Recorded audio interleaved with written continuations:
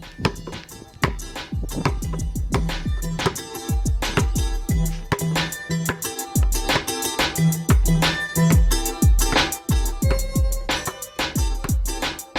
Hoop Heads Podcast is brought to you by Head Start Basketball.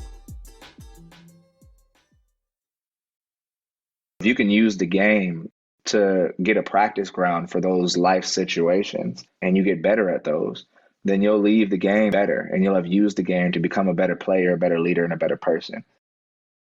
Rudy Bentley Jr. is a PGC Basketball Director and has taught the game of basketball to thousands of athletes across the country.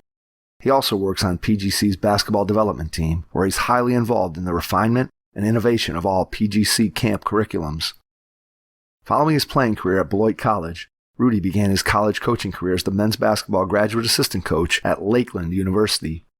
While at Lakeland, he eventually took on a dual role as an admissions advisor and assistant basketball coach. After 1 year at Lakeland, he went to Wisconsin Lutheran College to become the men's basketball assistant coach before joining forces with fellow PGC director Sam Allen as a skill development coach at Blue Collar Basketball. Grab pen and paper before you listen to this episode with PGC Basketball Director Rudy Bentley Jr. Hey Hoopheads, I wanted to take a minute to shout out our partners and friends at Dr. Dish Basketball. Their Dr. Dish shooting machines are undoubtedly the most advanced and user-friendly machines on the market. Learn more at drdishbasketball.com and follow their incredible content at Dr. Dish B-Ball on Twitter, Instagram, Facebook, and YouTube. Mention the Hoopheads podcast and save an extra $300 on the Dr. Dish Rebel, All-Star, and CT models. Visit drdishbasketball.com for details. That's a great deal, Hoopheads. Get your Dr. Dish shooting machine today. Hi, this is Joe's Decision from Unleashed Potential, and you're listening to the Hoopheads podcast. Prepare like the pros with the all-new Fast Draw and Fast Scout. Fast Draw has been the #1 play diagramming software for coaches for years. You'll quickly see why Fast Model Sports has the most compelling and intuitive basketball software out there. During the 2022 NBA Finals, Fast Model is offering Hoopheads listeners 22% off all software packages. Just use the code CHAMPION22 at checkout to grab your discount, and you'll be on your way to more efficient game prep and improved communication with your team. Fast Model also has new coaching content every week on its blog, plus play and drill diagrams on its Playbank. Check out the links in the show notes for more. Fast Model Sports is the best in basketball. If you're looking to improve your coaching, please consider joining the Hoopheads Mentorship Program. We believe that having a mentor is the best way to maximize your potential and become a transformational coach. By matching you up with one of our experienced mentors, you'll develop a one-on-one relationship that will help your coaching, your team, your program, and your mindset. The Hoopheads Mentorship Program delivers mentoring services to basketball coaches at all levels through our team of experienced head coaches. Find out more at hoopheadspod.com or shoot me an email directly, mike@hoopheadspod.com. Follow us on social media at hoopheadspod on Twitter and Instagram, and be sure to check out the Hoopheads Podcast Network for more great basketball content. Coach, do you struggle with building a championship culture, getting your players to communicate on the court, maximizing your practice time, and bringing out the best in all your players? We all struggle in at least a few of these areas, and that's why over 1,500 coaches a year from all levels of play attend a summer or fall PGC course to learn these things. And coaches consistently say spending a week at PGC is the most useful and beneficial investment they've ever made in their coaching career.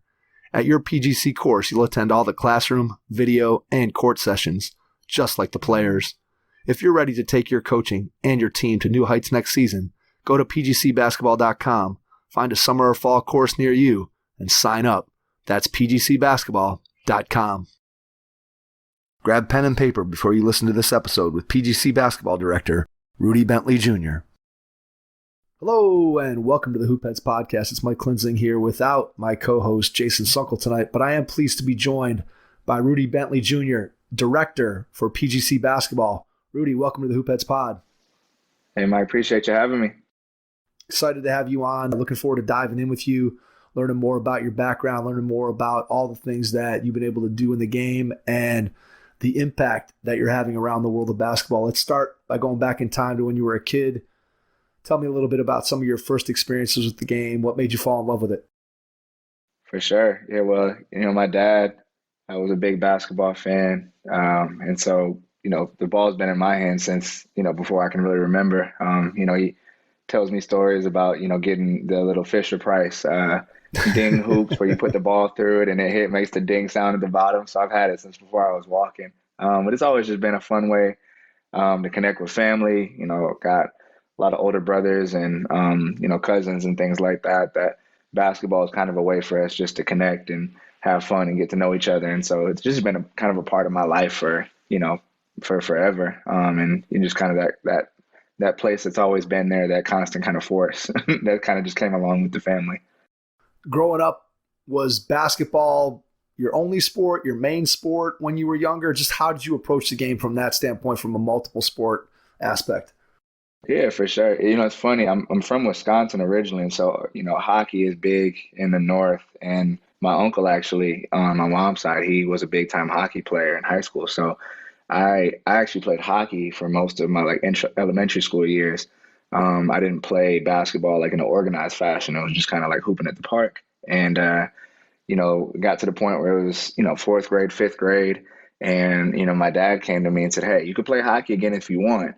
But if you play hockey, skates are expensive. You can get one pair of hockey skates, or if you play basketball this year, I'll get you 3 pairs of basketball shoes. And I was like, wait, what?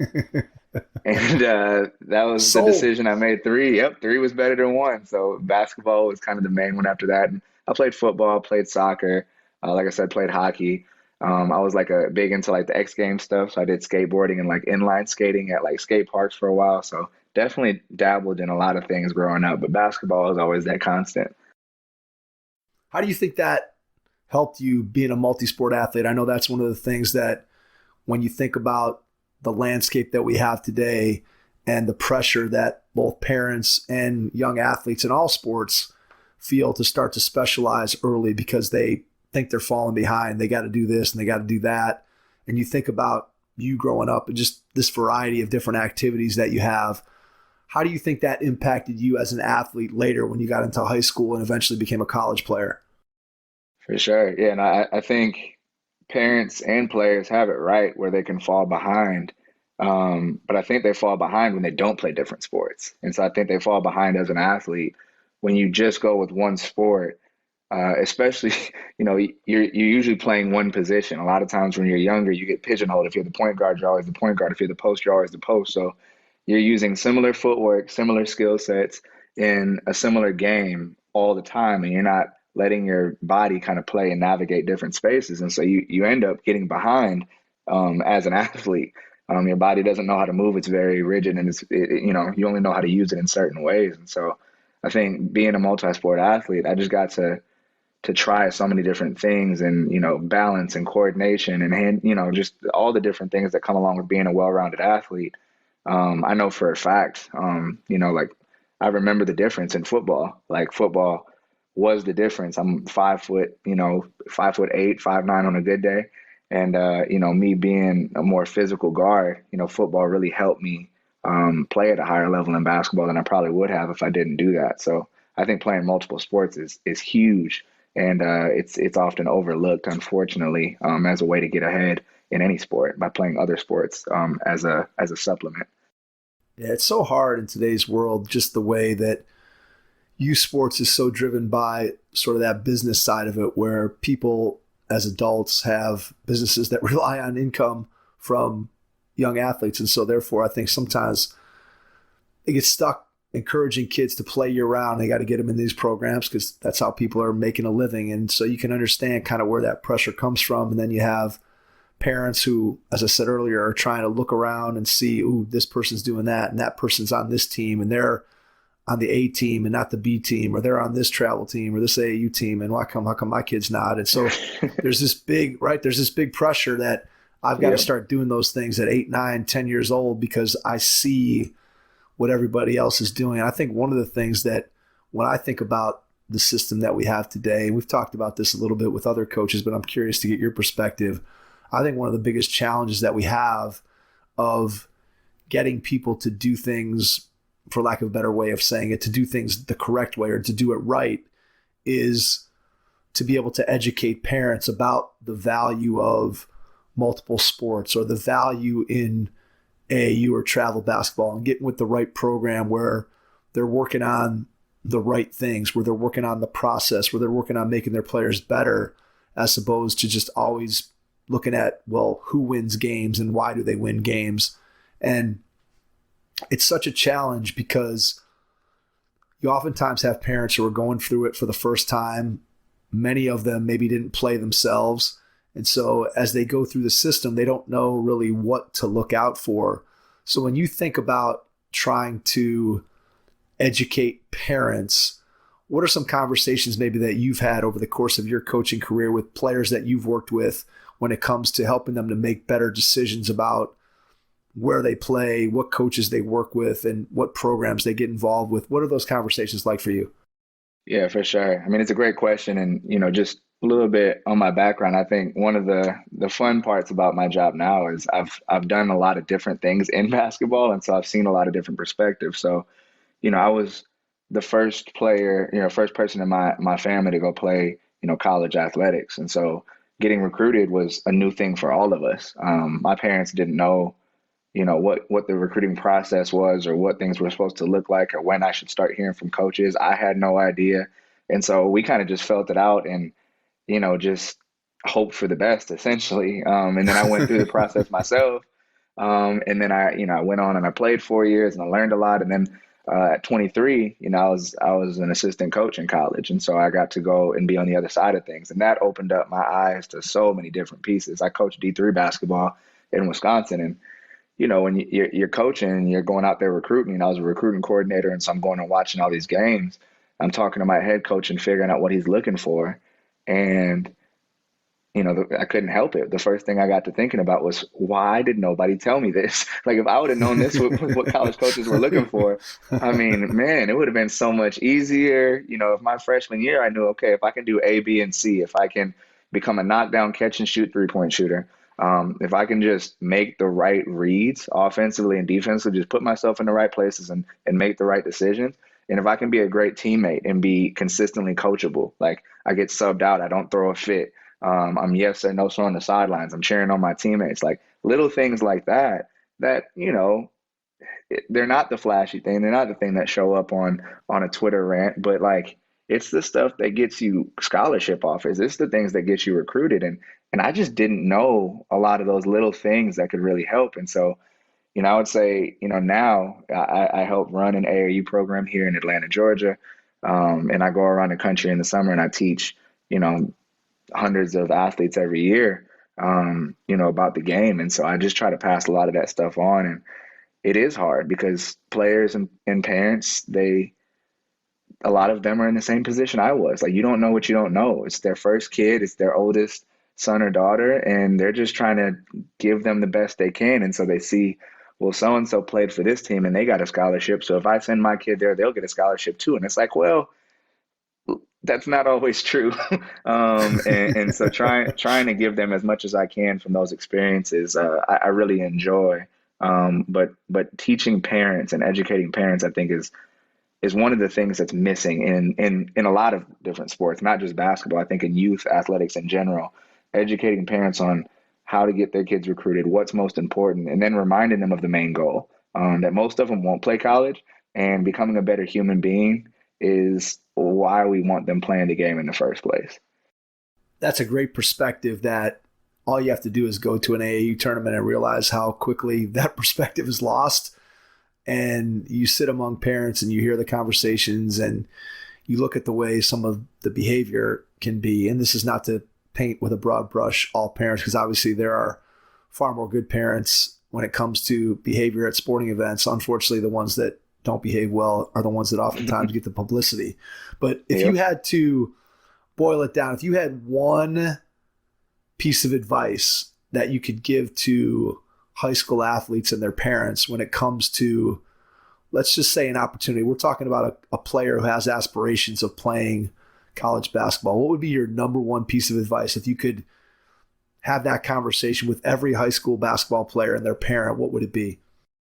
You know, it- that's a great question. I think it would all boil down to this. And when I'm choosing who to play for, if I had, I don't have any children of my own, but if I were to say, hey, I want you to play for X coach, I'm going to choose their coach based on this. It would be um, who cares about you the most and who can help you get better the fastest. Because for most players, the truth of the matter is, if they're on track to be a Division III player athletically and skill wise, they want to be a D2, D1 player. If they're a D2 caliber player, they want to be a D1 player. If they're a mid major player, they want to be a high major player. Everybody wants to outpunt their coverage. Everybody wants to be better. And so you have to find someone, regardless of the age, like especially younger. Like if you're talking 15U and younger, unless you're Zion Williamson, nobody's giving scholarships to 15, 14-year-old kids. Like you got to be really good. And so at that age, you just really got to be honest. Like, who do you trust that really cares about your son or daughter? Like, do they care about them? Not they're just another number in the machine. You know, they're going to be on the team to pay some bills, but they don't really care about them. They're at the end of the season, they might not even remember their name, whatever. Like, do they really care about your kid? And do they have their best interest in heart? And then the other piece is, can they help them get better fast? Like, do they know what they're doing? Because sometimes the conversations that I have is like, well, they play for this program because this program, has produced, scholarship level players. I'm like, well, yeah, but that was a 6'6" point guard that was going to be a Division I player, no matter if they didn't play AAU basketball at all. Like, they're just that good. That's not your son or daughter. Like, so if you're going there based on so and so getting a scholarship, that was a high major Division I player, and your player might be D3 at best, that might not be the best fit. Because if they don't care about them and you're just a check, or they don't know how to make them better, that type of talent or that caliber player, you might be sending them there and expecting one thing and getting something completely different. So do they really care about your son or daughter, and can they help them at their age and stage get better the fastest? What does it look like when you think about a coach, a program that helps a kid get better? Because as a parent who maybe isn't aware of what that might look like, if I go into an AAU practice or I'm watching a team play, what are some things that I might want to look for? Or let's say I'm a high school coach and I'm a new high school coach and I'm trying to figure out, hey, what AAU program do I want to start to build a relationship with, where I know I can send my players there and they're going to get better, and there's going to be a synergy between the AAU coach and the high school coach where we're communicating and we understand sort of what each one of our roles in and helping this kid to be better. So what are some things I should look for in a good AAU coach, a good AAU practice setting that's going to help my kid to get better? What does that actually look like? Yeah, so I think one is just not even bearing the lead, but like, do they practice and how frequently? There you go. There you go. That's, because there is a difference between improvement and showcasing. Now, if you're talking EYBL or Adidas Gauntlet, that's a different beast, right? When you're talking about like everybody on that team is a Power 5 kid, they're just there to showcase talent. So if that's the case and they already got it and you're just trying to get them in front of college coaches, that's the top 1% of the 1%. That's the top 100, 200 kids in the country. That's not most high school kids. Most high school kids aren't playing at that level. And so if you're not playing at that like high level, you're not going to Peach Jam, well, then what do you look for? Number one is, do they practice? Like we, here, we try to do things as well as we can, and we're not perfect. We have our flaws here with our AAU club that we run here in Atlanta, but we practice 2 to 3 times a week. And then we intentionally have off weekends. So we'll play twice a month, intentionally having some weekends off to provide additional training. So we'll bring in, our old college guys that have went through the program and play college basketball. They'll come back and play. Some of our coaches will hop in and play with the athletes as well. And we'll have trainings and opportunities for them to play against high level competition within our own, structure and with our own, kind of BCB, our blue collar basketball family. And so our main goal is development. And so just the fact that we have a lot of practices, we had over 30 trainings or practices this spring in the past 3 months. It just kind of goes to show like we're committed to growing and developing young players. Like, you can't really substitute time in the gym.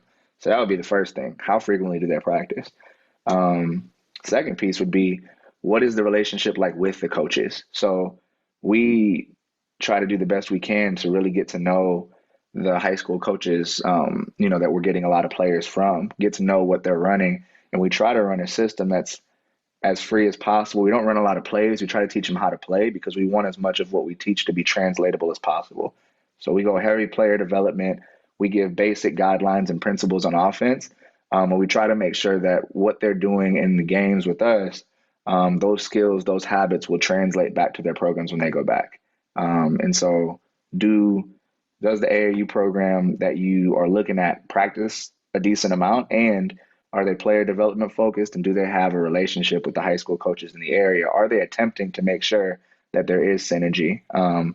And that's huge, because if there is that disconnect where AAU is doing something completely different than the high school programs, teaching different habits, forcing different directions, calling different things, that it can get really muddy, and it can muddy the learning progress of the athletes that are there. I think ultimately what it always comes down to for me, Rudy, from both perspectives, because there's obviously at times you'll hear about the disconnect between high school coaches and AAU, and depending on who you talk to, you can hear bad things about high school coaches, you can hear bad things about AAU coaches. And I think when you're in the best case scenario, when you have an AAU coach and a high school coach that both ultimately have the best interest of their player at heart. And if you have it all boiled down to that, where I'm making sure that the things that I'm doing are in the best interest of my player, then I know that I'm in the right place. And it's like, that doesn't mean that you just, hey, this kid, it's in his best interest to take 25 shots a game when he's not the player that should be taking 25 shots a game. That's not what we're talking about. But we're talking about putting a kid in a situation where they can improve and get better. If you're on a team and you're player number 10 and you play 2 minutes a game, well, you're probably not in the right situation. You're probably not getting the opportunity to play and improve and get better. And so I think that if it ultimately boils down to the AAU coach cares about the player and wants him to get better, and the high school coach cares about the player and wants him to get better, and then the two of those individuals have conversations back and forth, now you've really got something. And that's where I think you're going to really start to see progress. And I think if you just, as you said, with parents, hey, is the team practicing? And then what is that team doing to be able to help that player get better? And if you see those two things, you're probably at least on the right track. Yeah, I mean, it takes a village, right? It takes a village to raise a child. And I think that's what it all boils down to is getting everybody aligned and on the same page. And, that's what we try to do here, with PGC and with the blue collar basketball, the AAU stuff we run here, is helping grown people drop their egos. Because players, they just want to hoop. Like, to be real, right? They just want to play. They want to go succeed. They want to play at a high level. And so they're going to go they're putting in a lot of work. But if they're being told different messages, if one adult is saying one thing and then another adult is bad-mouthing one of the others, if everybody's on different pages, the egos among adults can really destroy a young person's experience in the game. And so I think it's really important for the adults to act like adults when it comes to youth sports, and check the egos at the door and remind themselves that everybody's there for the same reason. And if you find out, or you honestly feel like somebody's not there for that reason, then you should remove yourself from being around that person. And, that's where, maybe it is right to transfer. Maybe, you don't go to that AAU program. But most of the time, everybody's heart's in the right place. And if you disagree on maybe a substitution pattern or a set that's being ran, those are small peanuts compared to knowing that person really has, your child's best interest at heart. And so getting everybody aligned and on the same page is so, so important. Players, parents, AAU coaches, and high school coaches. Like, if everybody's working together towards the same vision and they trust each other, and that's where great things can happen.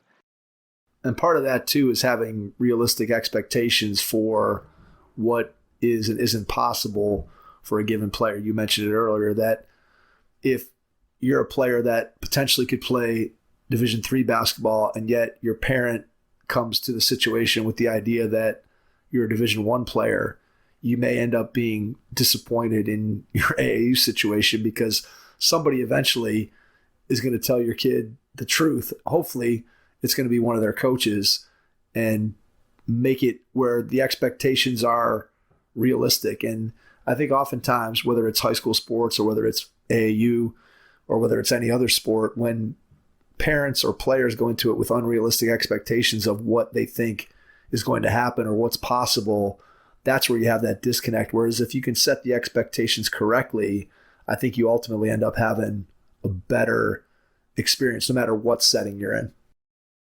Yeah, don't trust the person that you always agree with. Right. Like if you always agree with your trainer, that's the wrong trainer.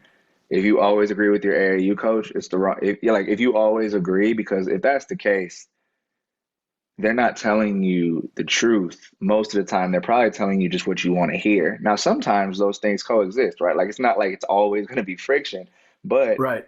there's a difference between truth and harmony, and sometimes they're the same, but sometimes they can be drastically different. And I've lost players, just full of transparency. I've lost players to AAU because of transparency, because everybody doesn't want it. And that's okay.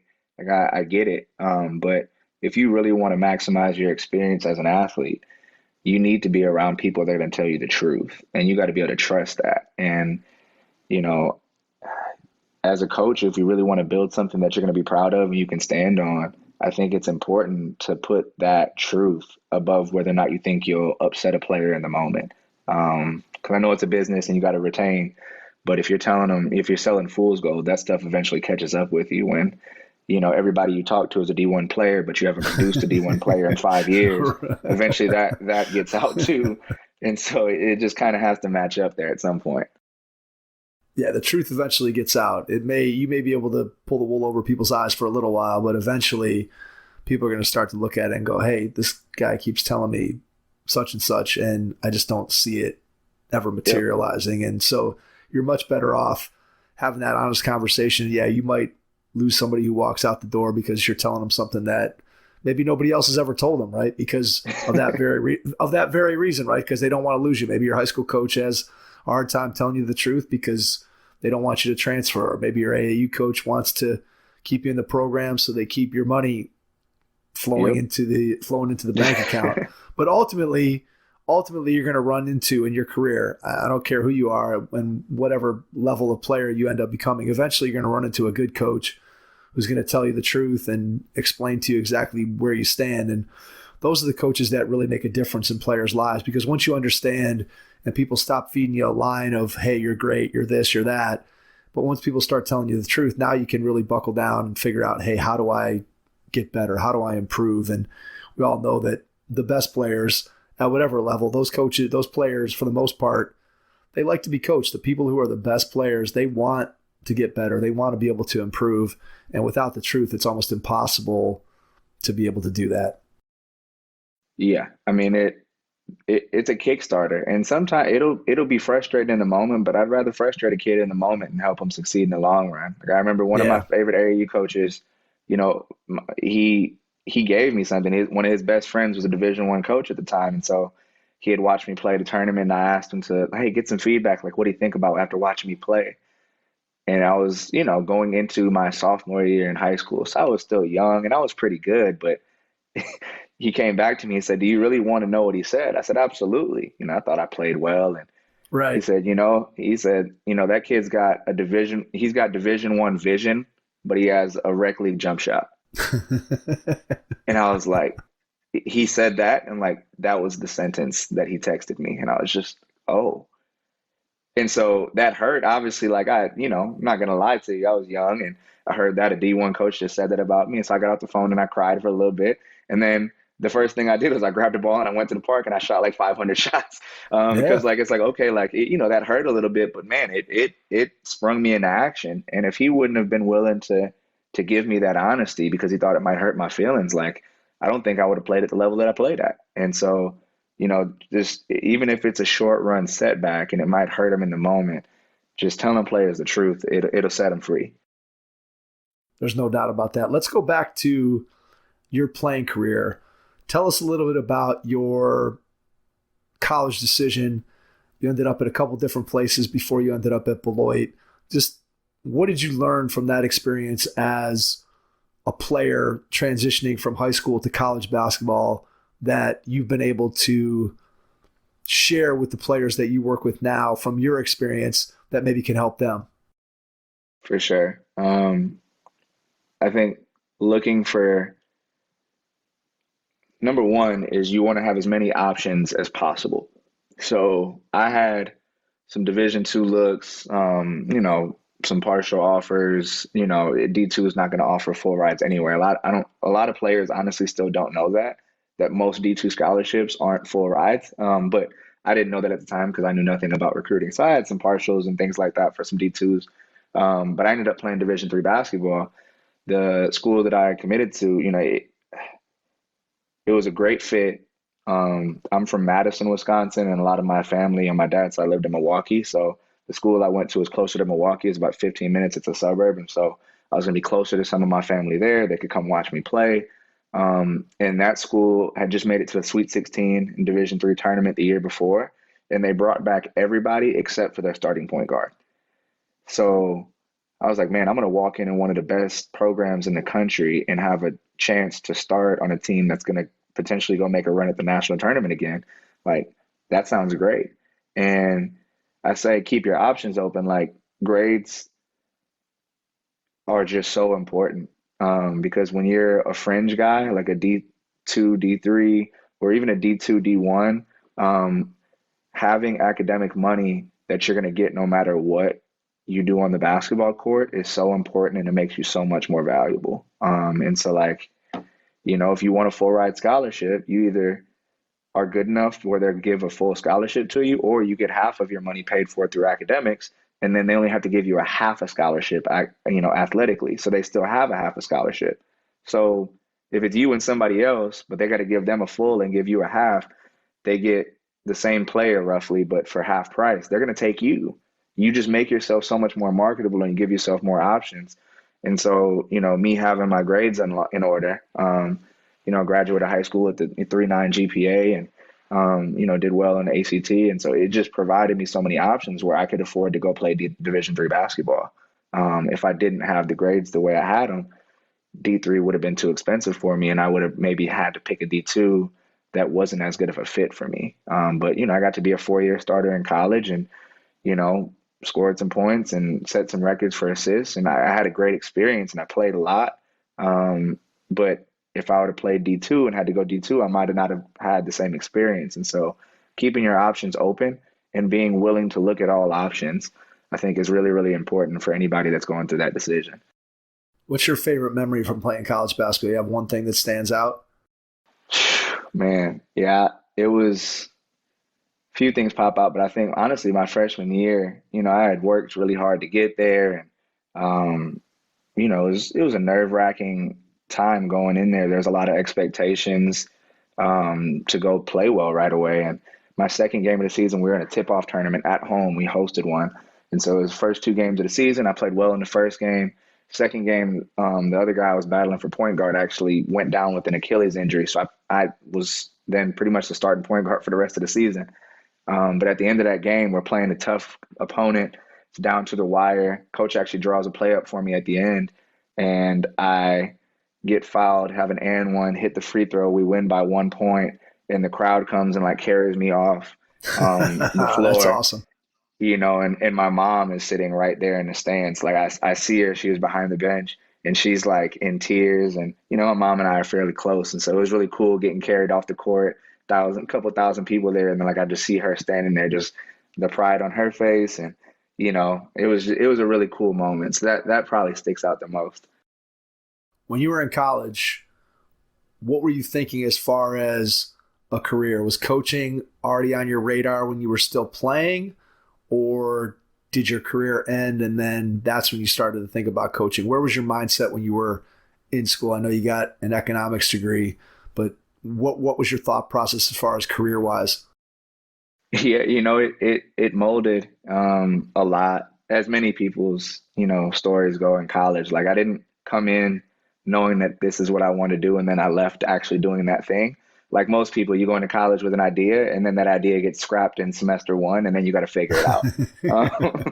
For So, sure. I came in, actually thinking about being an actuary, and I got to go and shadow an actuary, and they were stuck in a I think it was just a bad experience, but I was like stuck in a back office, and they were not the most personable, human in the world. And I'm just like, if this is how actuaries are, and they're just stuck in these like back rooms for hours, I'm like, I don't want to do that. So I'm like, okay, that's out. And then, I wanted to do just the regular business degree, but then I took economics, macroeconomics intro, and it just clicked. I was like, this is really cool. And I started learning what people that had, econ degrees could do and where they could work. And so the next 2.5 years, honestly, that's what I wanted to do. But the passion for coaching really didn't start until I started working for PGC, for Point Guard College. I went as an athlete to PGC going into my senior year in high school. And I stayed connected with my director. His name's Chad. Stayed connected with Chad. He helped me with my college decision. And, after my freshman year, I played a lot, 33, 34 minutes a game. And, we lost in the conference championship to go to the tournament, but we had a really good season, 20-something wins. And I was just like, hey, how do I avoid that sophomore slump? And, he told me I think the best way to learn something is to teach it. Why don't you come teach with us? And he offered me a job to come work at PGC as a basket instructor. And so that was 2013. And, here I am, I'm a director myself now 9 years later. But, I went that summer and traveled around the country and got to learn how to teach the game, and see it from a different lens, and just seeing the transformation of players and those connections. And, sometimes you just try things and you realize you kind of have a knack for it, and being able to connect with players and help them get those aha moments, those light bulb moments where you see their eyes light up when they finally get something right. And then just being able to celebrate them when they did it right. It just kind of was natural. It felt right. And so that's how it started. And, when I went back to college, playing in college, my coach was really, really helpful. Just allowing me to do a lot of things. Like my senior year, he allowed me to do all of our scouting reports. So I was the one clipping up synergy film and creating our scouting reports, all of our matchups, how we were going to handle screens. And he would obviously okay it just to make sure that he was in line with what we were going to do. But, I led film sessions, and he really let me get my feet wet with what it was like to be a coach. And so it's one of the reasons why I think I was able to be an assistant, right after I graduated, was just, I kind of just fell in love with it. And I had, a coach that really allowed me to grow and stretch into that space. And so that's how it started. Were you guys having conversations about you becoming a coach at that point? Or was it still, hey, I think you can do this as a quote unquote player and benefit our team? Or was the conversation, look, I think you can do this and do a really good job of it and help our team, but I also think this is going to be good prep because I see you as a coach? Were you guys having those conversations, you and your college coach? Yeah, going into my senior year, I kind of felt like I had the itch at that point, and I'm just like, you know what, I think I want to do this. And so we started having conversations, and at the time I was still considering playing professionally. And so after my senior year, I got invited to a couple, showcases. I had a couple teams ask me to come try out. I had a couple offers on the table for some, like smaller European leagues. But I mean, some of those, you're not making a whole lot of money, obviously. And, there's some horror stories about things that happen if they pay you at all. Yeah. If they pay you, all that stuff. Yeah. So it was just one of those things. We've had a lot of good stories on the pod from European guys. They're always good ones. Yep. And so I just, I had a couple after that, but so I was like, hey, I'd like to see the game from a different lens. I think it'll help me as a point guard, but also when the ball stops bouncing, whether it's this year after my senior year or, a few years down the line, I think coaching is something that I'd be interested in. And so, yeah, he really just handed me the reins. Now, part of it, that's another benefit of being D3, right, is they don't have the resources. Like if they had 2 GAs and 3 full-time assistants, nobody would want to give up their spot, right? But when you have one head coach that's full-time and everybody else is, stipend or volunteer, you take the help you can get. And I was around, I was available. I didn't have to take many classes. And so I had a pretty light schedule. And, he was just like, man, I think you're actually pretty good at it. So why not let you take a crack at it and do that this year? Your teammates trust you, and they kind of already see you as the leader and the captain. So why not let you go ahead and just lead this stuff? And so, he even towards the end of the year, like after our season was over, when we were bringing recruits on campus, like I was the guy taking them around campus on visits and showing them the locker room and taking them out to lunch. And I'm talking to the parents. I mean, he really had me as a unpaid assistant pretty much. I did a lot of the things that any assistant coach would do, as a current player. And that was really beneficial towards my journey as well. Your first impression is everything when applying for a new coaching job. A professional coaching portfolio is the tool that highlights your coaching achievements and philosophies, and most of all, helps separate you and your abilities from the other applicants. The Coaching Portfolio Guide is an instructional, membership-based website that helps you develop a personalized portfolio. Each section of the Portfolio Guide provides detailed instructions on how to organize your portfolio in a professional manner. The guide also provides sample documents for each section of your portfolio that you can copy, modify, and add to your personal portfolio. As a Hoopheads Pod listener, you can get your Coaching Portfolio Guide for just $25. Visit coachingportfolioguide.com/hoopheads to learn more. What was your favorite part of that during your senior year? Was there one piece of it, one aspect that you really liked? Was it breaking down the film? Was it sort of being behind the scenes with your college coach? What about it? Was there one piece that stood out more than others that you really enjoyed, that really made you think, hey, this is something that when I get done, this is what I want to keep doing? Yeah, the film piece really stuck out to me because I was still a competitor. I really wanted to win. And, point guards are just a different breed of human being. Like they're just different, right? Their minds work differently. They're always trying to come up with ways. They stay up at night thinking about ways to destroy their opponents. Like they're just different. And so like I would study these players. What's their favorite move? What's their go-to? Let's go look at their, point. Okay, they're scoring a lot of points in the paint. Well, how? Is it attacking right? Is it left? Do they have a certain move they like to go to? Do they like a shoulder? How many offensive fouls do they pick up? Are they taking off 1 foot a lot? Can I take a charge here? I would become obsessed, honestly. And then, I'd be calling it out on the sideline. Like anytime they called out a play and I could just yell out, hey, it's cross screen, down screen action here. Watch the flex or whatever the case was. Hey, Zeroni's coming off of a double pin. Chase him.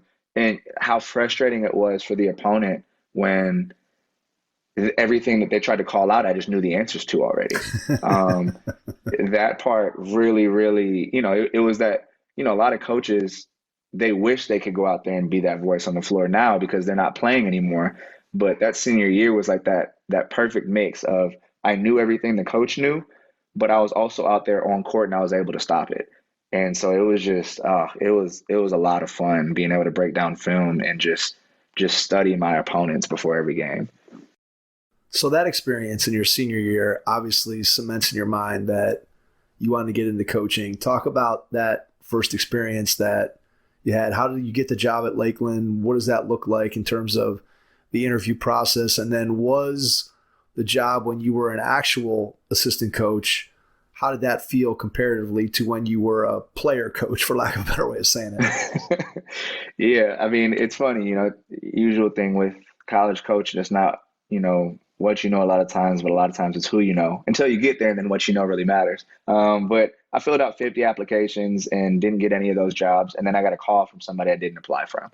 And it was funny, the guy that ended up offering me the job was a coach that I said no to in the recruiting process 4 years prior. So he's a great guy. I love the conversation. He was an awesome coach. And honestly, had he been at a different school at the time, I probably would have played for him. Just an amazing guy, amazing human. I love the way he ran his offense and defense and stuff. But Lakeland, I'm from Madison, and Wisconsin in general is very rural, but Lakeland is about as rural as you can get.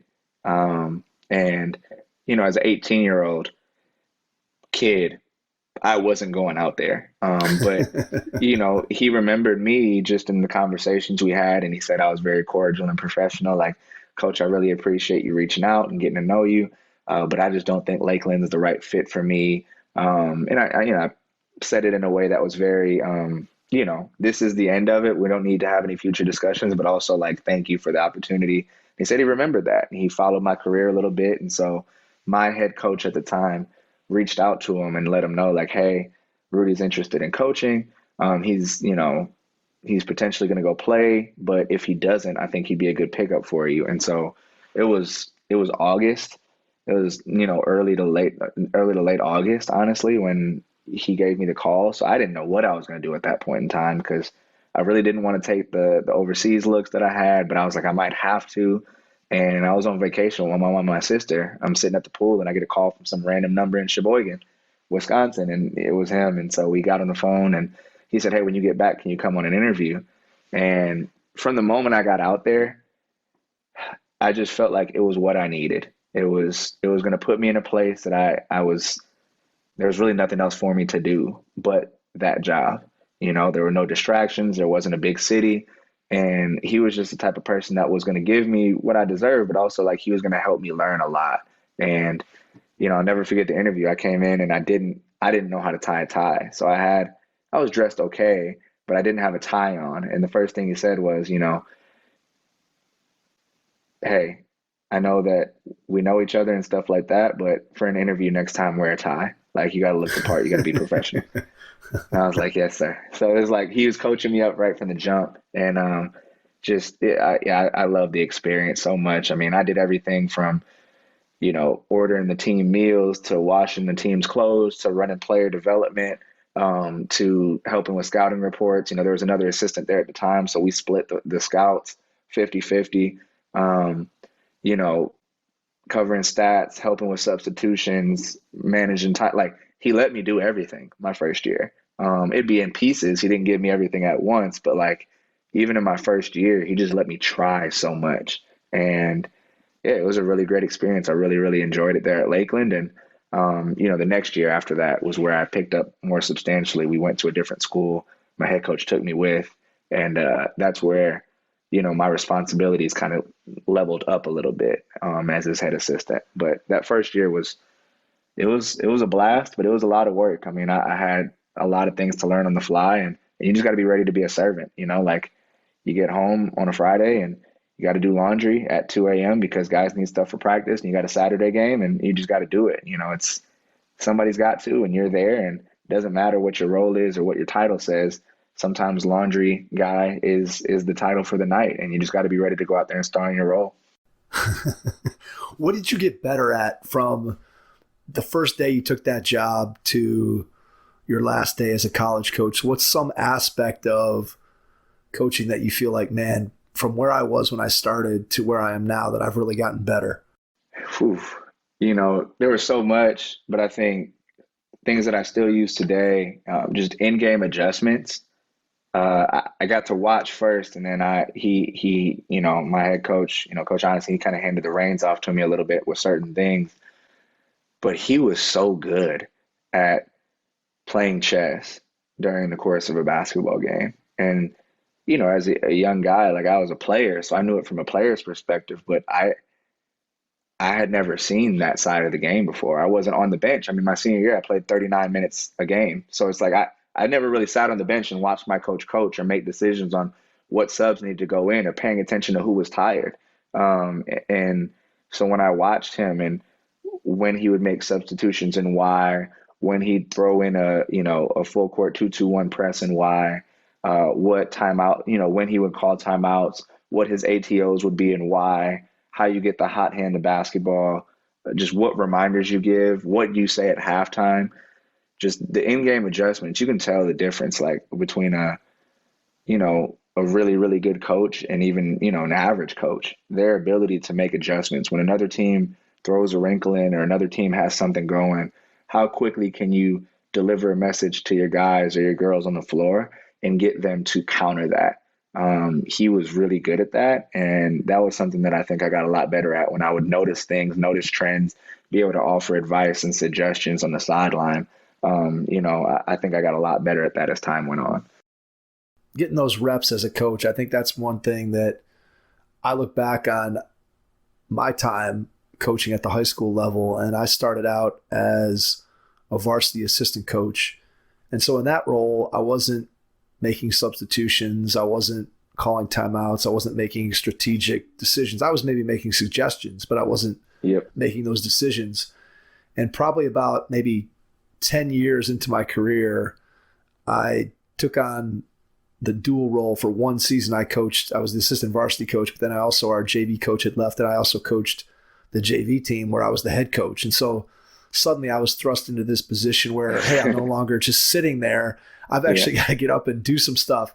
And it was amazing how uncomfortable that was for me to be able to make those decisions. Because I had sat for 10 years and just watched someone else make all those decisions. And even though I had the knowledge of what I should be doing or when I should be doing it, when you actually have to stand up and be the person that's doing that, it's so completely different. And I was really, really uncomfortable until I would say at least 10, 12 games into the season, where even then I don't feel like I was anywhere near the type of game coach that theoretically I should have been, just because I didn't have those reps. And we've talked to a bunch of coaches, Rudy, that have talked about that. If you're a young coach, and I wish somebody would have given me this advice when I was that age, it's like you got to just get out and coach as many games as you can, whether that's coaching a fourth grade AAU game or it's coaching a high school summer league or whatever it might be. The more reps you can get as a coach in that game strategy, in that game management, the better off you're going to be. And I was a perfect example that when I finally did get that opportunity, I was just completely almost out of my element because I hadn't been in it for so long. I had just been used to sitting there and giving suggestions. It's a totally different world when you become a head coach. They say heavy is the head that wears the crown, but heavy is the hand that holds the clipboard. You know what I mean? Like when you get put in that seat and the clipboard's in your hand, it feels different.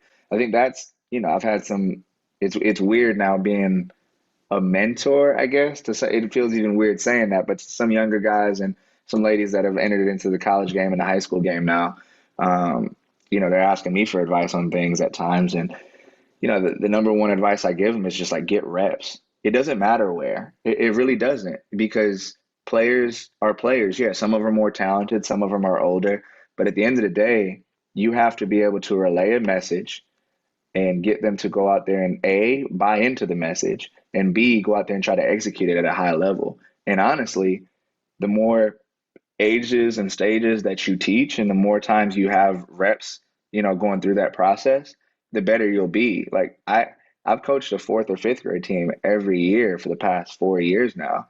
And every year I come out of that season a better coach. And sometimes I feel like younger coaches, they want to climb the ladder so quick that they skip steps, and they don't understand that, like, Bo Ryan, he's a legend now, and everybody talks about him in Wisconsin, but he was a D3 coach for a really long time. And, like they want to go get these big jobs, but they don't want the little ones. And like, go coach AAU. I know it's a shorter clock, but you can get 4 or 5 games in a weekend. Like, I coached 2 teams this year. I coached over 45 games in the past 3 months, as a head coach. Like, you can't substitute reps.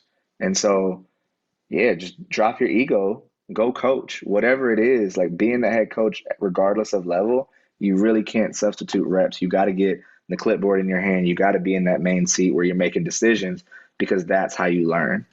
There's no question about that. Without those reps, you're just not going to feel. I remember how I felt standing up those first couple games as a JV coach and just being like, I gotta keep track of subs. And at that point as a JV coach, it's rare that you have an assistant. I didn't. So you're there by yourself. There's nobody you can turn to and be like, hey, what should we do? Or who's tired? Who's going to, like, there's just a million things coming at you.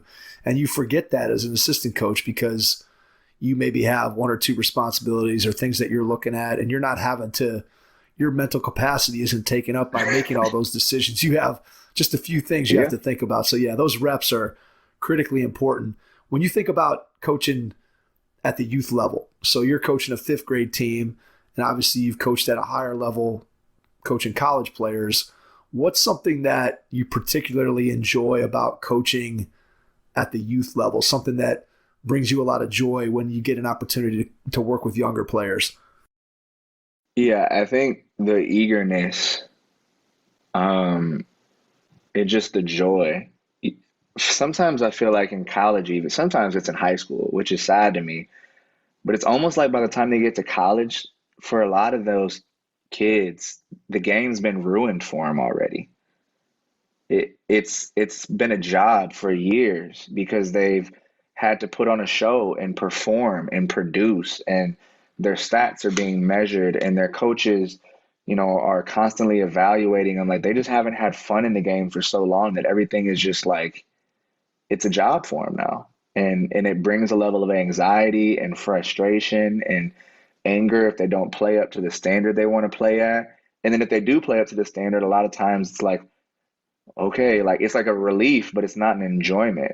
But with young kids, I mean, you'll see a 32-minute game where the score is 11-9 at the end of it. So every bucket is a game winner. Like they just get Right, they're exactly. excited. They're so excited, and they finally do it right, and they get what they wanted. They finally actually get a backdoor cut, and somebody passes them the ball, and they catch the ball without traveling and make a layup. And they're so excited. Like sometimes I've had times where like they make the shot off of something that we drew up or we've talked about, and they execute it. I have to call a timeout because they're literally running over and like hugging the person that made the shot. They're so excited, and we're going to give up a play. So I see them start to converge. I'm like, all right, timeout, timeout, timeout. We'll let that happen, and then we'll reset. But like the eagerness in that young level, like they're blank slates, and they just want to do well. Everything that you say, there's no reason to question it because I'm 9 years old and you're an adult. Why would I question you right now? Like I just believe what you're going to say, and it's just yeah, it's refreshing just to see that level of enjoyment without as much pressure. And the older you get, the higher the pressure gets. So I just really enjoy the freedom that those kids can play with. Talk a little bit about your career path, because obviously you start out as a guy with aspirations to coach in college, and I'm assuming that's where you kind of thought that you were going to go in that direction. So tell us a little bit about how the decision to leave college coaching and then kind of how you decided, hey, I'm going to stay in the game in this player development, director for PGC, working on basketball in a different capacity than maybe what you thought when you first left school. For sure. Yeah, I think it came down to a very similar thing that it was when I was choosing a college, and it was just fit. Like there's so many ways to impact the game and impact young people through the game. And I think sometimes people miss their calling. They might be very good in certain aspects and not so good in others, but they chase the job that's not their strong suit because they think they're supposed to. And so they kind of climb the wrong ladder in a sense, right? They're chasing this thing that actually doesn't fit their desires, the things that actually get them excited. And so like for me, I really enjoyed college coaching. I did. It was fun. But when I thought about what I really loved to do, I loved being on the court and I loved teaching. Like I just really loved being in the gym with players. It didn't matter the age. Like when I was coaching in college, I would still run workouts. They were pretty gracious with letting me use the gym space and stuff like that. So like I'd run stuff for, the soccer coach's kid, and then their friend wanted to come to a workout. And then I had a couple pro players that I trained when I was in Wisconsin. So they would come up to the gym when they were back home and I'd work them out. And so, you'd see a fifth grader come work out with me, and then there'd be, a third year professional in Tokyo warming up on the sideline, waiting for the fifth grader to get done so he could jump in a workout with me. Like, I just love being on court with players. And the thing about college coaching at the Division III level is you're extremely limited in that. You only have the season. Once the season's over, you don't have that anymore. And then you really can't have any on-court, experiences with your players outside of that because it's against regulations. And so when I started looking at it, I'm just like, okay, well, what would allow me to just be on court all the time and impact a lot of players? And so PGC allowed me, last year I did 10 courses and the average number of players was around 105, 106 players per session. So I got to be on court with over 1,000 kids in 2.5 months last summer alone. That's not even counting the players that I work with here in Georgia, or stuff that we did in shooting colleges in the fall. I mean, I probably worked with over 1,500 kids last year. I spent a lot of time on court and I had a lot of fun and it was really enjoyable for me. And I feel like that's where I'm the best at. There are coaches that are savants in X's and O's. There are coaches that love that grind of sitting in AAU gyms, and watching AAU tournaments. There are certain people that are just good at certain things and elements. But for me, being on court, player development, being there with players, sweating in the gym, that's what wakes me up in the morning. And so my career path has really been centered around, how do I do that more and other things less? And then recently it's been, how do I help train coaches to do what they do at a higher level? So taking what I've learned over all these reps in these years and then helping kind of multiply myself in a sense. Can I help them do, things more efficiently at their own gyms? Can I help them run player development more efficiently? And so that's been a passion of mine in the past probably year or so. But basically, it's like, what do I like to do in the game of basketball? What wakes me up in the morning? What don't I love as much? How do I do more of what I want and less of what I don't want? And that's kind of led me on the career path that I've been on. That makes sense. I mean, being able to shape where and how you work, and if you can figure out a way to give yourself the opportunity to do the things that you love. Obviously, the more passionate you are about something, the harder you're going to work at it, the more time you're going to put in. This is going to make you better at it. And ultimately, through that, you're able to have a bigger impact on the players that you're interacting with on a daily basis. We've been fortunate enough to have PGC as one of our sponsors here on the podcast, and we've had Mono and TJ and Tyler on. TJ's been on a couple times, and Mono and Tyler have each been on once. But I'm a big believer in just all the things that PGC teaches. So just tell us a little bit about, from your perspective, what's made your relationship with PGC so special. What makes it such a unique experience? Why have they been so successful in your mind? For sure. I mean, I think from an athlete standpoint, just the hitting on different aspects of the game, and so there are a lot of places you can go and work on skill sets. There are a lot of places you can go and work on dribble moves. There's a lot of YouTube videos you can look up and find a good ball handling or shooting workout. But I think we help players become inspired. We help them become educated, and we help them create a plan of action. So when they leave us, they can transform themselves and transform their game. So I think giving them a blueprint of what it looks like to be the type of player that they want to be, and showing them for, 2 days, 3 days, 5 days, however long the session is, like they get to fully immerse themselves in what it takes to be the type of player they say they want to be and kind of close that gap. So really kind of taking them through that whole process. And I think the other piece to it is just we make it more, about more than basketball. And so many of those kids, they're not going to be the next Trae Young. They might not be the next. They might be. I mean, we've had plenty of Division I players and some NBA guys and WNBA girls that, have made it all the way through. But like the reality is that ball is going to stop bouncing for a lot of them sooner than later. And I think, through the intangible things that we teach, they leave better leaders and better people as well as better basketball players. So I think that entire experience together is what made PGC for me so special when I went through as an athlete. And I think it's what continues to keep us kind of at the top of our game. It's so important. And I think it's something that, if we go back to our earlier conversation about being able to educate parents, I think sometimes all of us can lose our perspective on the why behind participating in sports. And clearly, if you're competitive, you want to win, and there's certainly that aspect of it. But ultimately, it comes down to, you want to be able to use sports to improve your life and to become a better person. And if you're a parent, you want sports, basketball, to be able to have an impact on your kid in a positive way, more than just that they can make more jump shots in a game, or they can win, or they can get a scholarship. There's more to it than that. And you mentioned that you've had pro players come through PGC and make it all the way through and become NBA players, become WNBA players. And we had Joe Crispin on a week or two ago, and Joe is the head coach at Rowan University, but he played at Penn State and scored almost 2,000 points in his career and had a brief cup of coffee in the NBA with the Lakers and the Suns, and then had a long overseas career.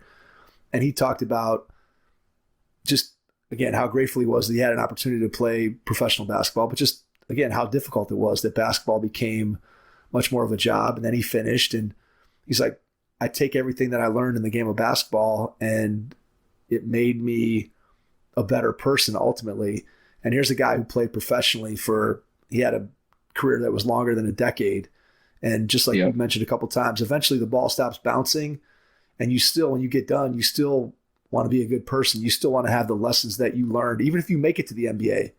LeBron's going to have made it to the NBA and played 20 years. And by the time he's retired, he's going to be in his early 40s, and he's still going to have probably more than half his life left to live. So what kind of a person are you as a result of your participation in basketball? And that's a guy who we could obviously dive in and talk about his longevity and the greatness of his career. And that could be 50 podcasts. But the point is that no matter when the ball stops bouncing for you, ultimately you're going to have a lot of your life left to live. And if the only thing you've gotten out of the game is the fact that you're a better jump shooter or you're a great defender, then you've missed out. And I think that's one of the things that the best coaches, and clearly it's one of the things that PGC believes in, is the ability to impact not just somebody as a player, but impacting them as a human being. And to me, as a coach, that's ultimately really what you need to do. Is the best coaches, they improve their players as basketball players, but more importantly, they have an impact on their life and who they become as people. And to me, that's always been, I think, one of the most important things, especially as I've gotten older. I've realized more and more that it's that intangible piece that you described that's more important than what goes on the floor. Yeah. I mean, it's either you use the game or the game's going to use you. Yep. You know, like it'll use you and your parents for your money, and your time. It'll use you and your talents to help win games. You might win a couple banners. But if all you have to show at the end of your career are some banners that get dusty at the top of a gym somewhere, but the game can take that from you and actually leave you a worse person. It can leave you bitter. It can leave you resentful. It can lead you to be, non-trusting of other people. Or it could teach you how to face adversity. It could teach you how to be a team player. It could teach you how to deal with difficult teammates. It can teach you how to create discipline in your life and, like wake up early and stay late and serve other people and be the star. But also, like, sometimes you might be the person coming off the bench and somebody else might get the shine. And how do you deal with that? All those are things that are going to happen in the course of your life. And so if you can use the game to get a practice ground for those life situations and you get better at those, then you'll leave the game, better, and you'll have used the game to become a better player, a better leader, and a better person. And, that's the slogan that we use here in our company is, better players, better leaders, better people. That's what we use at BCB, because that's what I want to help create. It's the total person. It's the total package.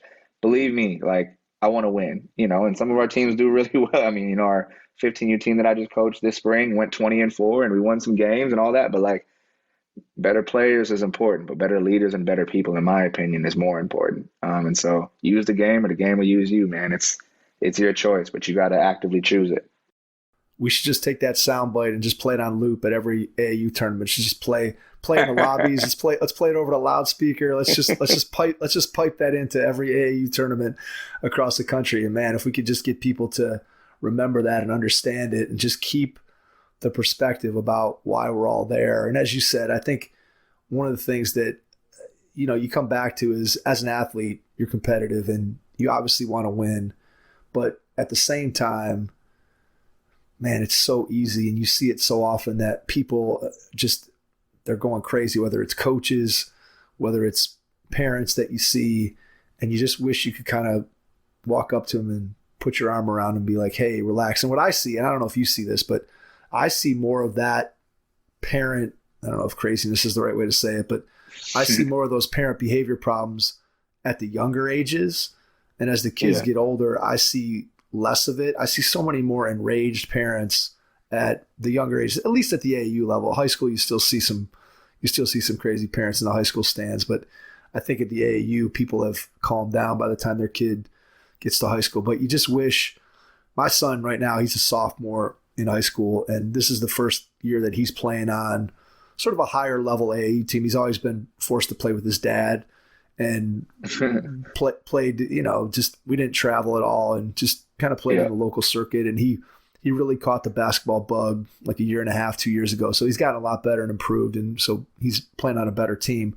But we're out at these AAU tournaments and I'm watching them. And then I look back at, and think about the journey that he and I went on together. And you think about, 4th, 5th, 6th grade and where he was and where people that he played against were. And I wish I could just put my arm around parents, just be like, look, it's all going to work itself out eventually. And either your kid is going to start to work at it, it's going to matter to them, or they could go the other way. I got a daughter right now who's a senior. She's going to graduate. She played basketball up until she was in 9th grade, came to me after her 9th grade season and said, Dad, I'm not having any fun. It's just not the experience that I want every day. School ends and I'm dreading going to practice. I'm not sure I want to play anymore.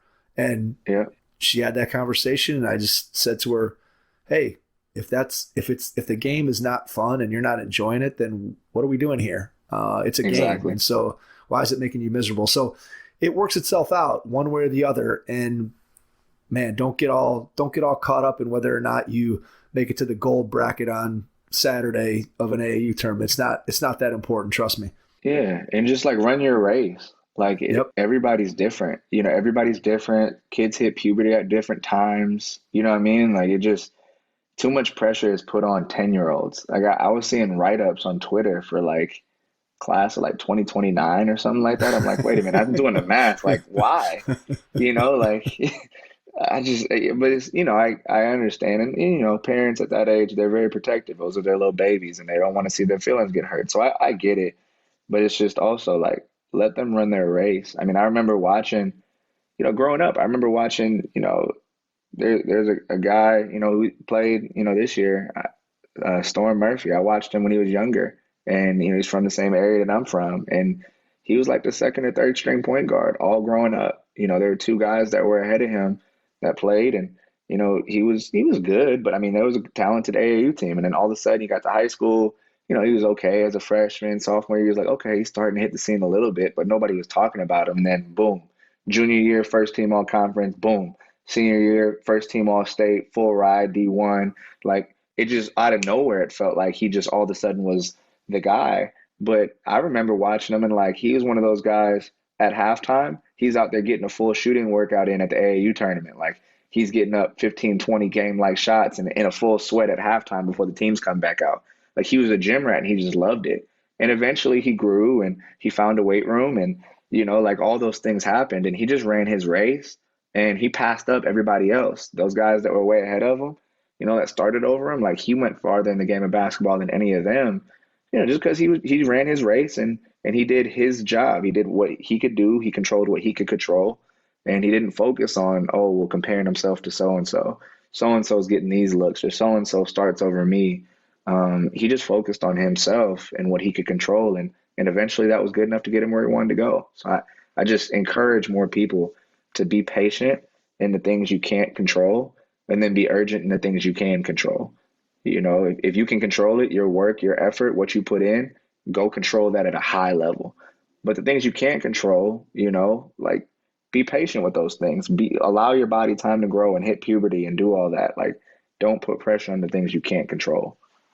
You really have to, as a player, I think that's tremendous advice to just put in the time, put in the work, understand where you're at. And then if we circle back to as a parent, you just have to remember that it's your kid's journey and you could be there to support them and provide them opportunities, but ultimately they have to want it for themselves. And if they don't, you're either going to have a miserable relationship with your kid because you're going to force them to do things that they don't want to do, or they're just never going to be very good because they're not going to put in the extra time and the extra work that you and I both know is required in order for you to be a really good player. And it's not easy to do that as a parent. I can speak to that as a dad and somebody who was competitive myself and somebody who you kind of know what the pitfalls are in the road and you want to be able to help navigate that. And you can give suggestions, but I found pretty early on that me dragging my kids to things that they didn't want to go to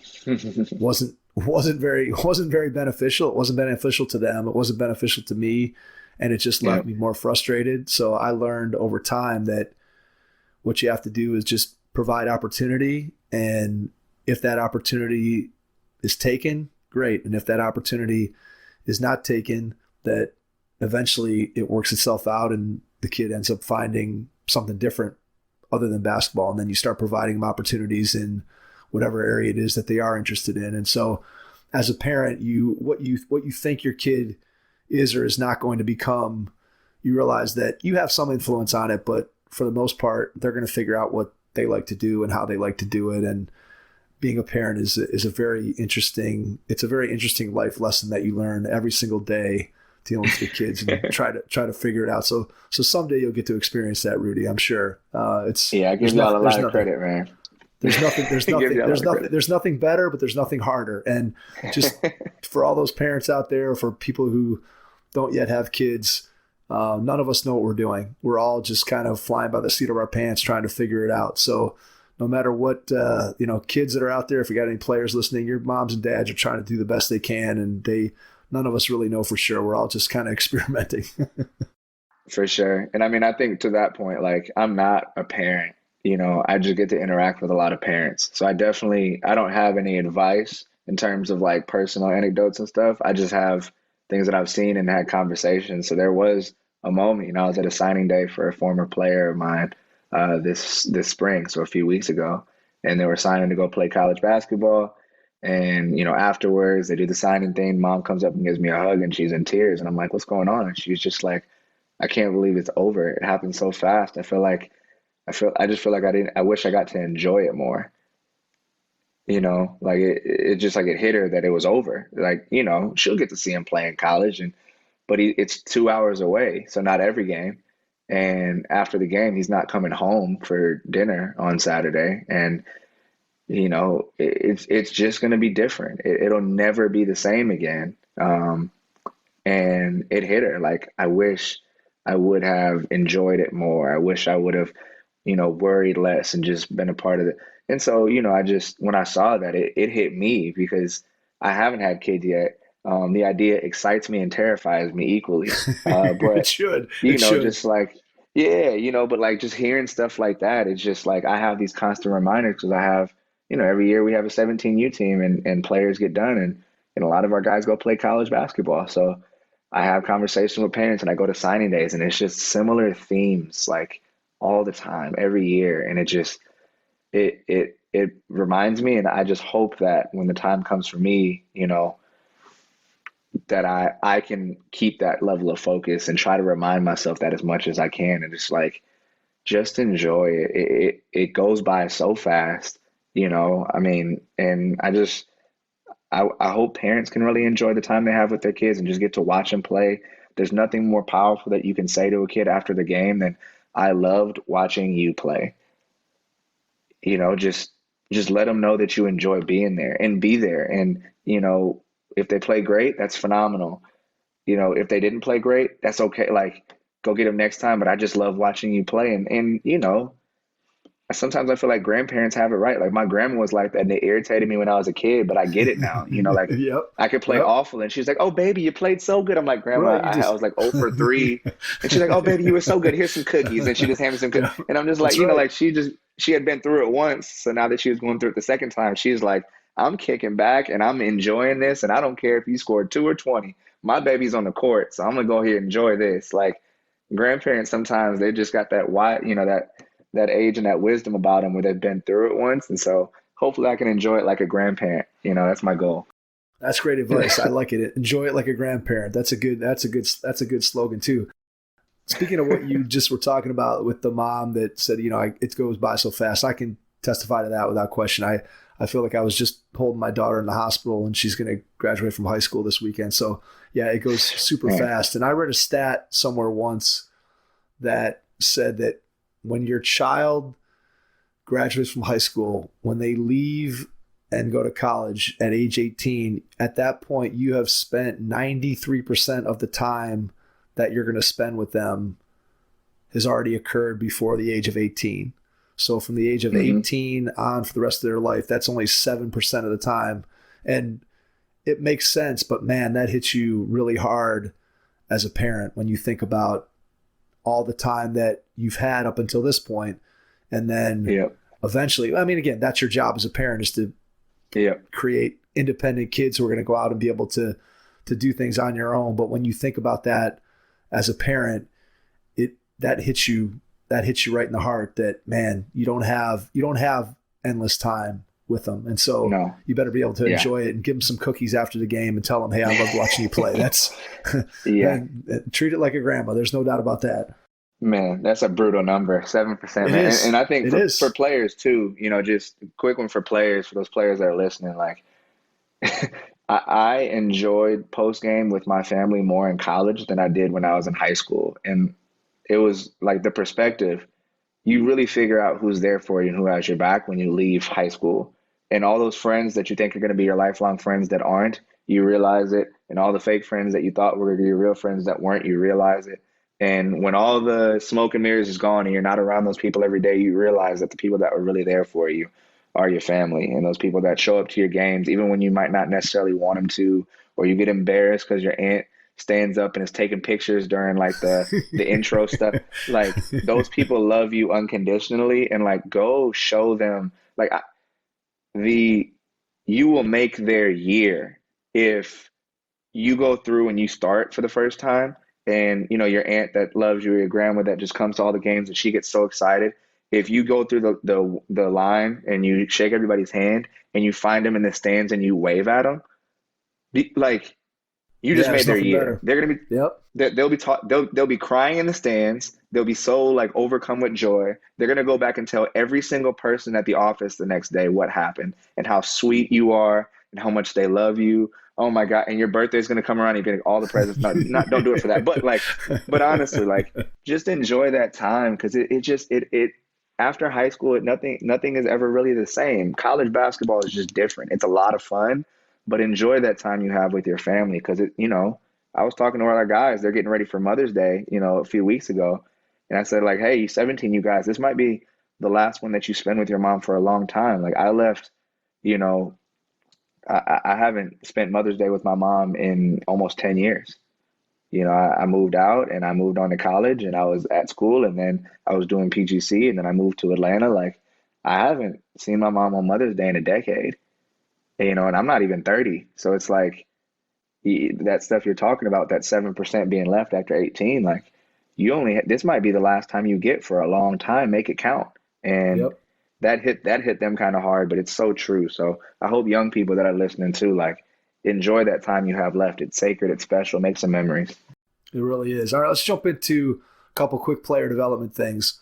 When you think about what makes a good player development coach, what's one or two things that you think are non-negotiables when it comes to working with players and helping them to get better?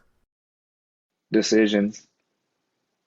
Decisions are usually the biggest indicator when I watch someone if I would recommend them or not. Do their progressions, do the drills that they run, are there decisions involved? It can A, B binary decisions, either this or that. But too many times I see, I think this era of basketball that we're in right now is the most skill proficient, read deficient era of basketball that we've ever had. Agreed. Players are able to do so much with the ball, but they don't know when to do it or why to do it. And so you just see a lot of tough contested shots that are unnecessary, or passes that are unnecessary or done at the wrong time. And so I think in every player development, the difference between player development and skill development to me is the decision-making process, teaching players when to use it and why to use a move, not just to use a move. And so that's the first thing I look for. I don't know if you want to elaborate on that. I have a couple other thoughts, but just wanted to start off with that one. Okay, so let me ask you this. When you think about decision-making, clearly as a player development coach, especially one who's doing it as a business, you have the opportunity sometimes to work with players individually. You have the opportunity to work with players in a group setting. Clearly in a group setting, it's easier to put players in situations where they can make decisions. If you're working with a 4-player group, then you can play small-sided games and you can do different things where you have players. Let's say you're in an individual workout, though. How do you incorporate decision-making when you're working one-on-one with a player? Because a lot of times, and it depends on your business, but a lot of times you'll get players who either for whatever reason, time, just scheduling, that you end up working with a player individually. So how do you make that decision-making a part of an individual workout? For sure. So I think one, be in shape. Like, so you can go be a guided defender in certain situations. Right. Now, so like, for example, I have a player that's a pretty good shooter. He's working on getting stuff off the bounce. And so we've been working on some quick catches, and then, attacking open space. So he'll start on the 3-point line. I'll have the ball. I'll give like an underhand pitch. And then on that pitch, I'll close, but I'll close to one side or another. And then his job is to read, do I have open space to my right or left? And then I'm attacking it. And so like just things like that are real simple. Or like on a drive, all right, you're going to, get eyes to the rim. You're going to hard rip. You got 2 dribbles. I'm either going to step over from help and you're going to change directions and finish opposite side, or I'm going to stay ahead underneath the rim and you got to power through and go through a power finish and finish on the same side. So you're reading on that drive read. Do I keep going and finish, or do I change directions and finish?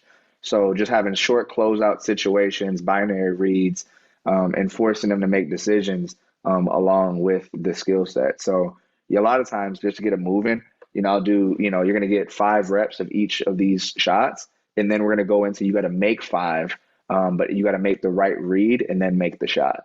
So simple things like that, where they're getting a lot of reps there. I get a rebound and I'm just kind of coming out on short closeouts and giving binaries. Then let's talk a little bit about, let's say, small groups. So when you're working with a small group, and pick whatever number of players you want to do, what are some things that you try to do when you have multiple players in a workout to sort of maximize, the reps that the kids get, but also, as we talked about, the decision-making? For sure. Yeah. So I think one thing that I really focus on in small groups is, one, I really like having consistent groups. So if we're going to do a small group, cool. Let's do a 1-month block of 1 to 2 sessions a week. And, or a 2-month block. If I have 2 months straight that I'm going to be home and be around, let's do a 2-month block of 1 to 2 sessions a week with the same kids.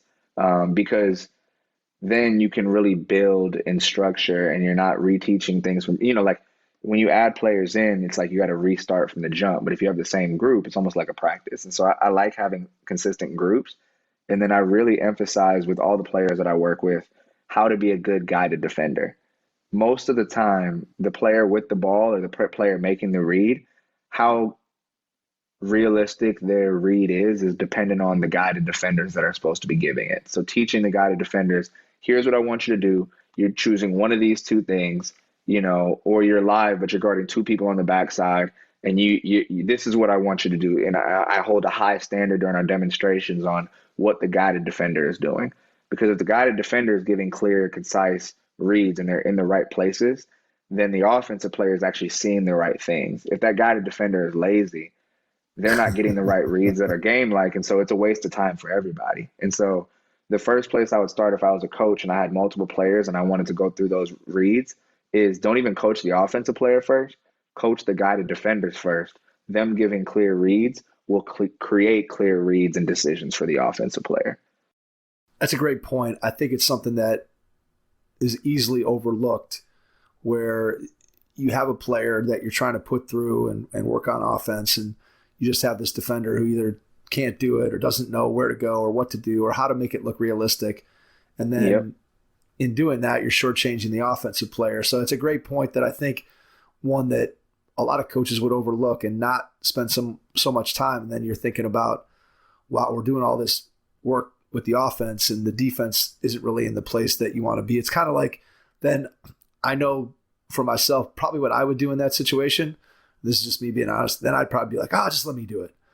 And obviously then you're not really teaching. It's kind of like being a teacher at school, and kid, you ask a question and nobody raises their hand, and then the teacher just answers it. And meanwhile, the kids all learn that, hey, if we just sit here quietly, eventually he's going to answer it for us. And it's hard to do that. You have to really train yourself as a coach and as a teacher to be able to have that patience to be able to understand the bigger picture and really know that, man, if you can get the kids to do it, now you've got that defender trained, and now you can really dial in on what the offense is doing and help them with decision making. And there's just a whole bunch of things that benefit from you not having to be involved in it in that way, especially when you're in a group setting. You have those multiple bodies that you can put in different places so the kids can learn.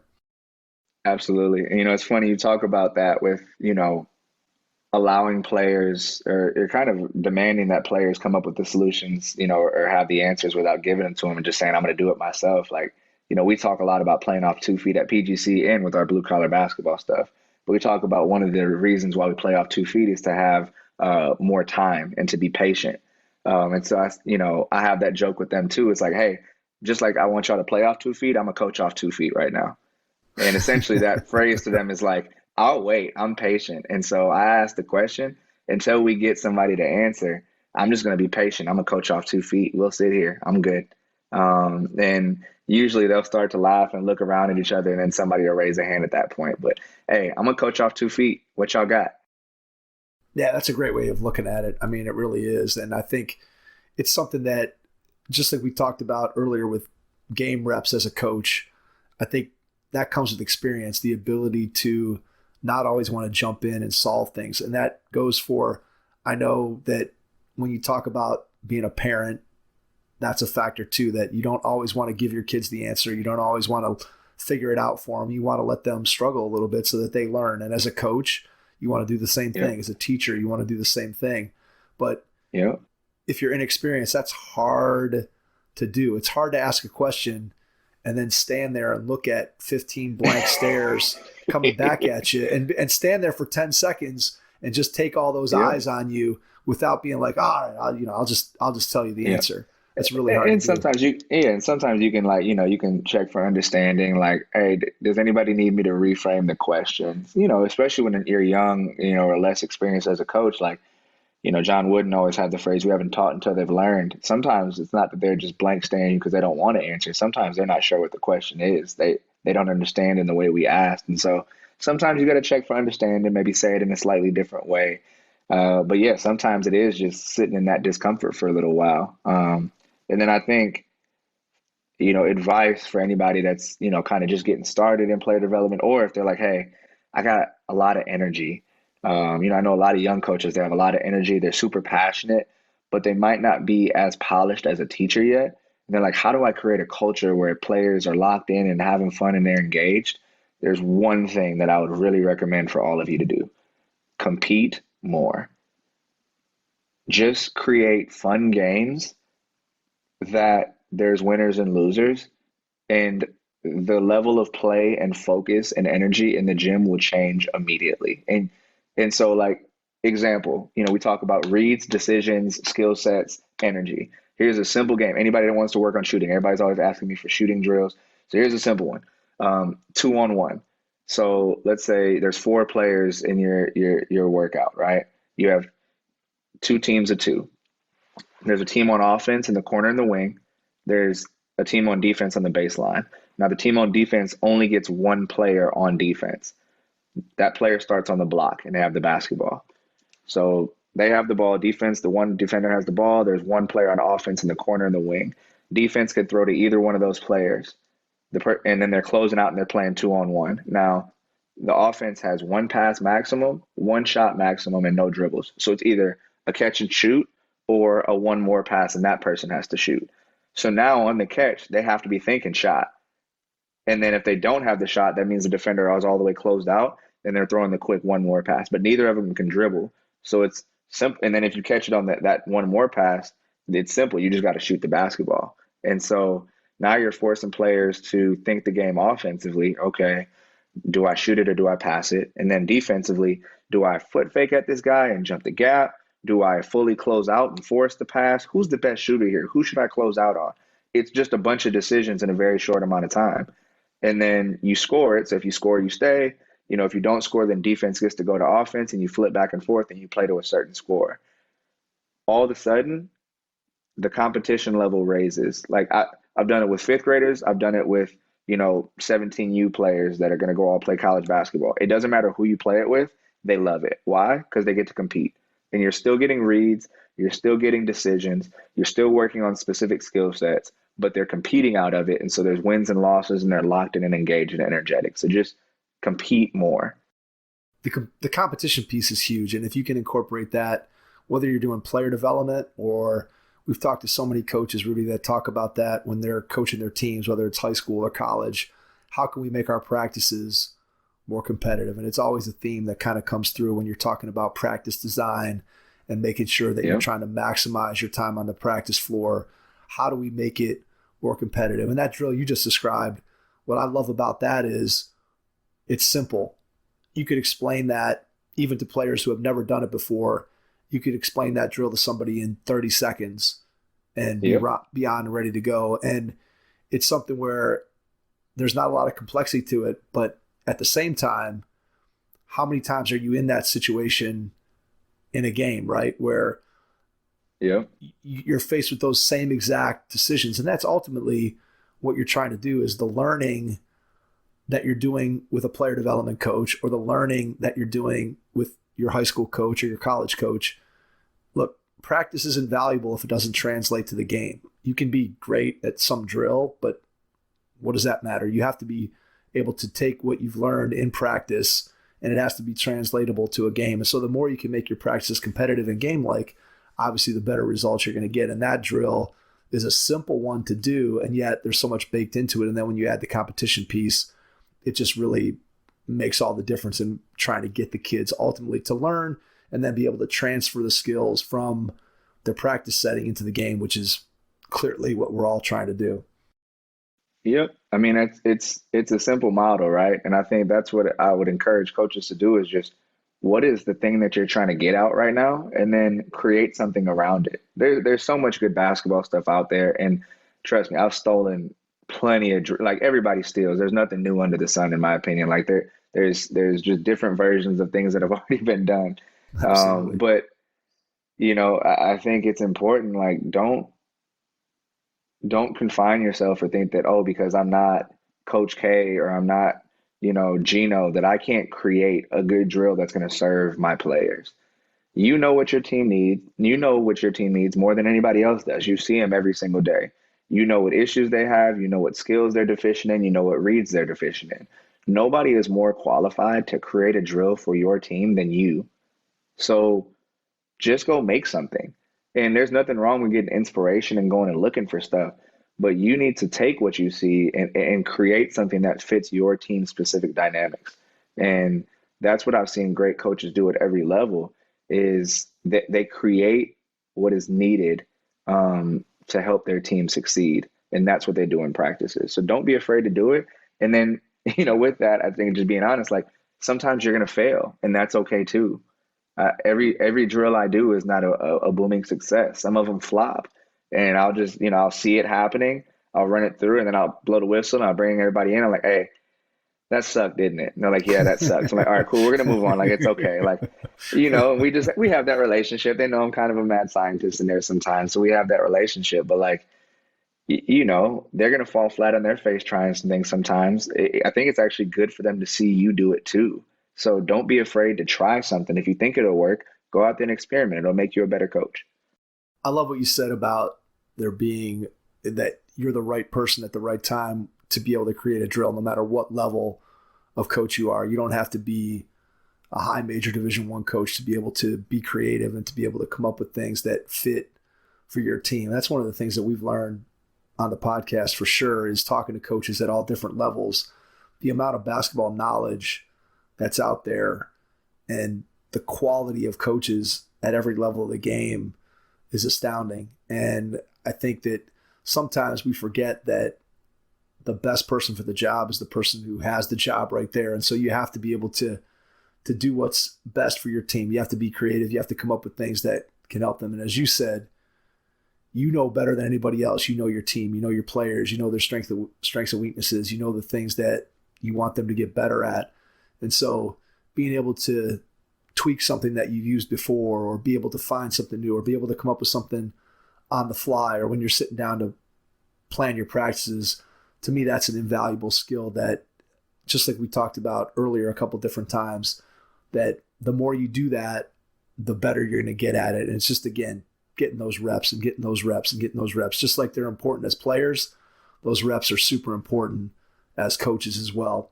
So we are coming past an hour and a half right now, Rudy. So I want to start to wrap up our conversation by giving you a chance to share how people can get in touch with you.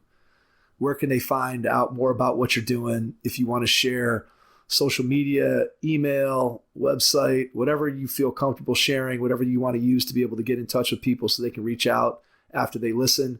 And then once you do that, I'll jump back in and wrap things up.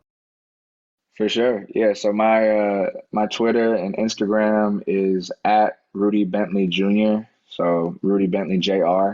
It's the same for Twitter and Instagram because I can't remember more than one.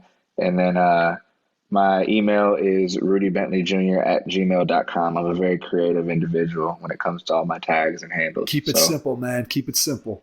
Just feel free to hit me up. I have, a lot of stuff. Obviously, PGC is a great platform. I would definitely recommend going and checking that out. At PGC Basketball on Instagram and Twitter and Facebook, their YouTube stuff. I actually, when I first got in with PGC, I was one of the people that helped create a lot of the YouTube videos and edits and stuff like that. So go check out those. Those are great.